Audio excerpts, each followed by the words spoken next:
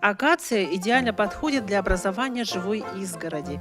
Она достаточно декоративна и эффектно смотрится во время цветения.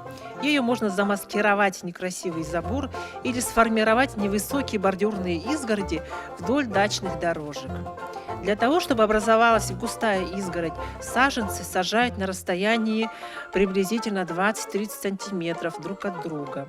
А для большей кустистости, а значит большей плотности изгороди, растения нужно часто подрезать. Высота кустов варьируется от 30 сантиметров и выше. Для того, чтобы уровень изгороди был ровный, при обрезке используют колышки с протянутой веревкой. Обрезку производят кусторезами или секаторами.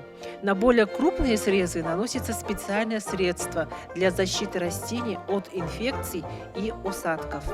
Также акацию можно использовать как одиночное растение. Оно вырастет до 7 метров в высоту, имеет раскидистую крону, обильно цветет, цветы яркого желтого цвета.